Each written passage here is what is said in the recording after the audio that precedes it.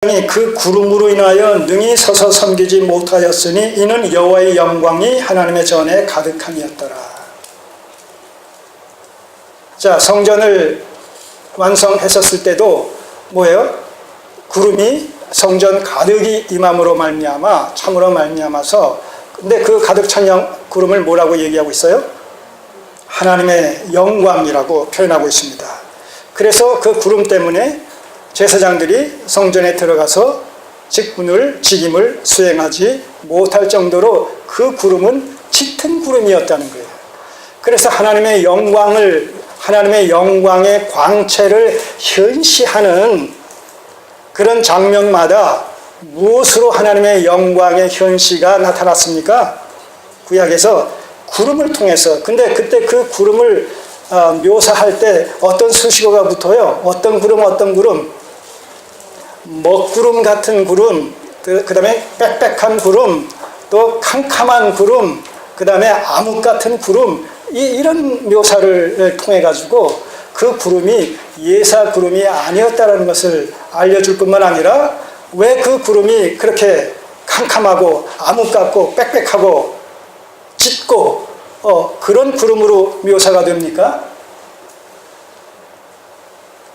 그 구름은 동시에 지금 말씀드린 압도적인 하나님의 영광의 광채의 빛을 담고 있다는 거예요. 그 속에 함께 더불어서. 그래서 불기둥과 기름기둥 얘기할 때 뭐라고 말씀드렸어요? 독립된 두 개의 기둥이다? 아니다. 합체된 하나의 기둥이다. 그래서 불기둥, 때로는 불기둥으로, 때로는 필요에 의해서 그 불기둥 속에 감춰진 영광의 광채가 맹렬한 불같이 그렇게 또 나타나기도 했단 말입니다. 말씀드리지 않았어요? 예. 그러니까 그 이중성을 띠고 있다는 거예요. 불은 불 속에 구름이, 구름은 구름 속에 불이, 이렇게. 그래서 하나님의 임재의, 영광의 임재를 상징하는 그런 그 모습으로 구름이 나타나기도 하고 필요에 따라서 맹렬한 이런 그 불꽃으로 나타나기도 했단 말입니다. 그러니까 여기서 여호와의 영광의 광채가 전에 가득했다라는 것은 구름으로 가득 찼다는 얘기예요. 근데 이 구름은 그냥 옅은 구름이 아니라 짙은 구름이었다. 빽빽한, 누가 누군지 식별할 수 없을 정도의 그런 그 암흑 같은 구름이었다는 것이죠. 왜요? 그래야지 그 성전에서 하나님의 영광의 광채가 임재하고 있는 그 성전에서 우리가 이 제사장들이 제사장적 직무를 수행하게 될 때에 그 빛을 대면함으로 말미암아 죽임을 당하지 않게 하시기 위해서. 그래서 이 대제사장이 속죄일에 1년에 한 번 대속죄일에 그 지성소에 들어갈 때에도 어떤 현상이 나타난다고 그랬어요. 지성소에 들어갈 때도 그냥 피만 가지고 지성소에 들어가는 것이 아니라 지성소 앞에 성소의 향단에서 향을 살라가지고 그 향을 가지고 연기 나는 향단을 가지고 지성소에 들어감으로 말미암아 그 지성소가 그 향기로 말미암아서 가려지는, 연기같이 가려지는 그런 상태에서 피를 하나님께 드렸다는 것이죠.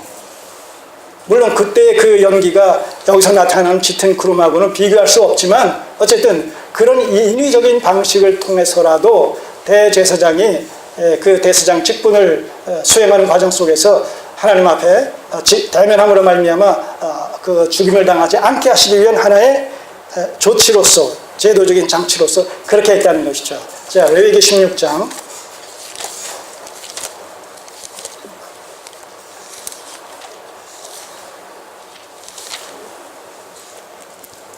레위기서 16장 12절, 그 나답과 아비후가 다른 불 들인 사건 있잖아요. 레위기서 16장, 자, 구약 171쪽입니다. 171페이지.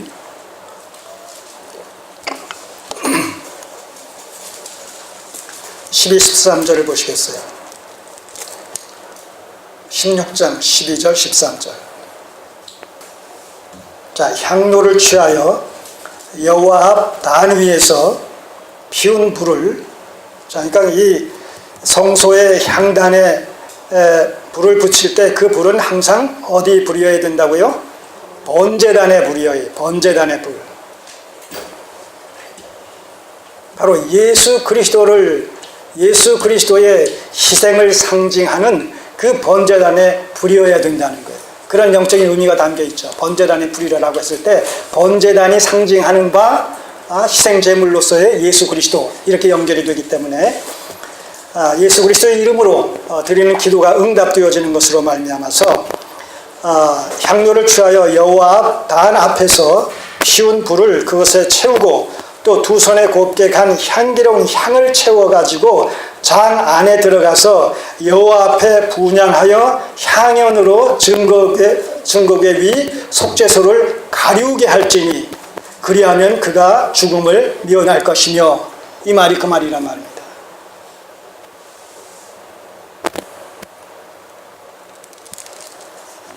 그래서 구약적 배경 가운데서 구약적 배경 속에서 인간은 하나님을 직접 대면하게 되면 어떻게 돼요? 비죽사한단 말이죠. 왜냐하면 하나님께서 영광의 광채의 빛으로 그렇게 나타나시기 때문에 그 빛을 대면하게 되면 죽임을 당할 수밖에 없다는 것이죠.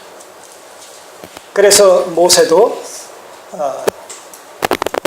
여호와의 사자가 그를 눈을 가리고 그 앞을 지나 가심으로 말미암아 그를 봤다라는 그런 그 묘사가 출애굽기 33장에 소개되고 있지 않습니까? 자, 구약 시대에 그랬었어요. 근데 신약 시대는 어떻습니까? 오늘 이 시대는 어때요?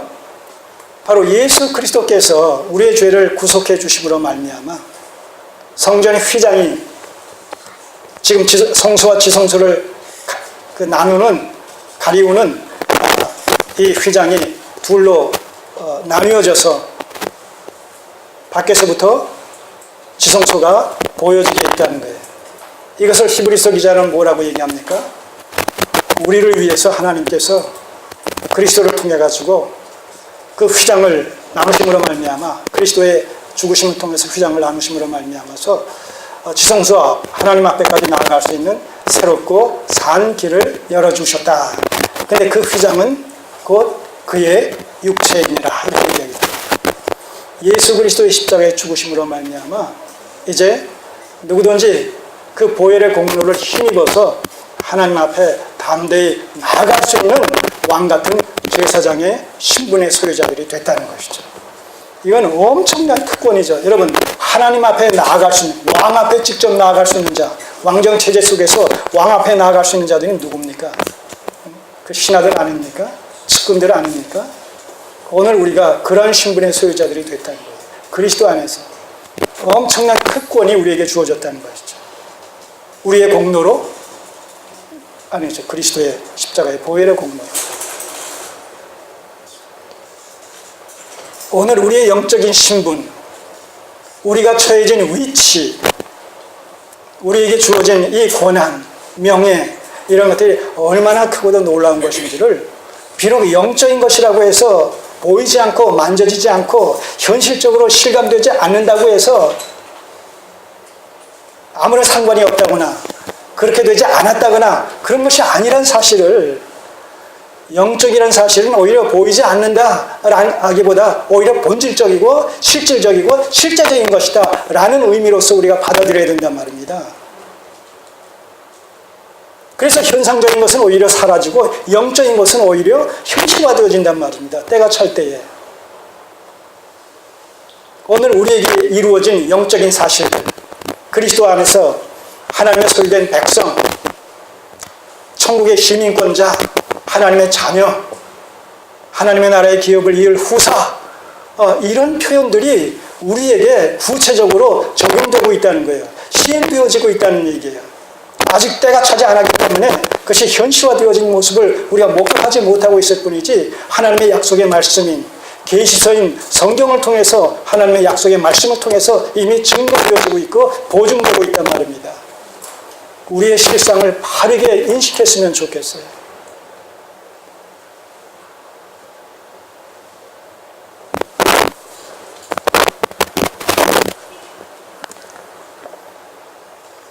때문에 이런 그 압도적인 하나님의 그 영광의 광채의 빛으로 이렇게 나타나실 때 그 앞에서 그 빛을 보면 춥기 때문에 하나님께서는 그때마다 짙은 구름으로 그 빛을 감싸시는 가운데 필요에 의해서 만나게 되는 이런 사람들이 그 빛으로 말미암아 죽임을 당하지 않도록 하나의 은혜의 방편으로 그런 구름으로 자신의 빛을 가리시고 그렇게 나타나셨다는 것이죠. 그리고 그것이 오늘 우리에게는 그리스도로 말미암아 그 빛이 다 이제 사라진 거예요. 아니, 그 구름이 다 사라진 거예요.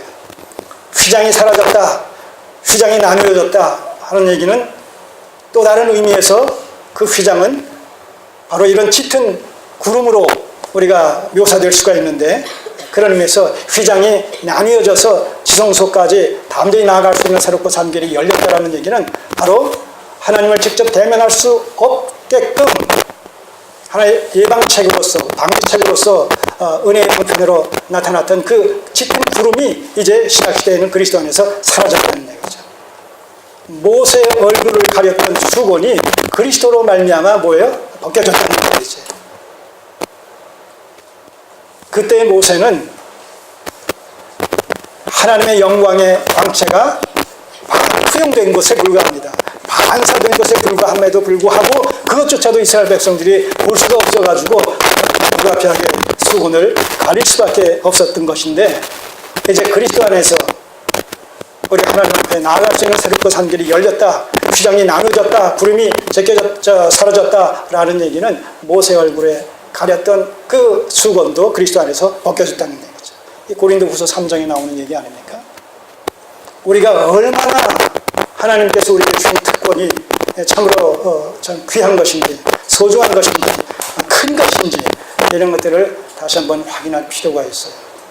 그래서 우리가 현실을 살아나가면서 부딪히는 여러 가지 크고 작은 어려움들이 있을 때 그 어려운 것에 우리가 매몰돼가지고 그런 것에 매이고 사로잡혀서 우리의 본질을 자꾸 잊어버리는, 작은 것에 매여서 그 근본적이고 보다 궁극적인 것을 갖다가 우리가 외면함으로 말미암아 슬퍼하고 근심하고 걱정하는 이런 일로부터 우리가 끊임없이 자유해야 된단 말이죠.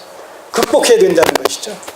그런 것을 우리가 염려하지 말아야 된다는 얘기 아니라, 염려가 오더라도 우리의 실체, 그리스도 안에서 우리의 영적인 변화된 신분, 이런 것을 또 하나님의 약속의 말씀, 보증, 이런 것으로 말미암아 그것을 넉넉히 이기자는 거예요. 극복하자는 거예요.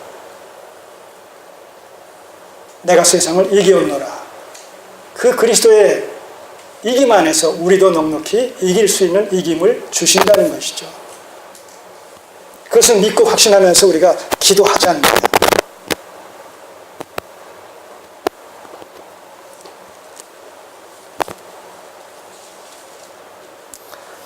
그 영광이 가득함으로 말미암아서 우리가 5장 14절에서 그 13절에서도 봤듯이 제사장이 그 전에 능히 들어가지 못하였고, 직임을 담당할 수가 없었던 거예요. 너무 하나님의 영광의 광채가 그 짙은 구름으로 휩싸여져 있어가지고 분간을 할 수가 없어서 범접할 수가 없었던 이런 그 상황을 여기서 보게 됩니다. 극한 영광의 상황을 보는 것이죠. 물론 그것은 그때 그것이 하나님의 임재의 어떤 그 표상이다, 상징이다라고 했을 때 그 하나님의 임재라는 것은 하나님의 어떤 본체가 거기에 같이 있었다, 그런 의미는 아니지요. 상징적인 의미로서 하나님의 임재성을 우리가 얘기한다라는 것을 말씀드립니다. 자, 3절, 이스라엘 모든 자손은 불이 내리는 것과 여호와의 영광이 전해 있는 것을 보고 박석간 땅에 엎드려. 여기서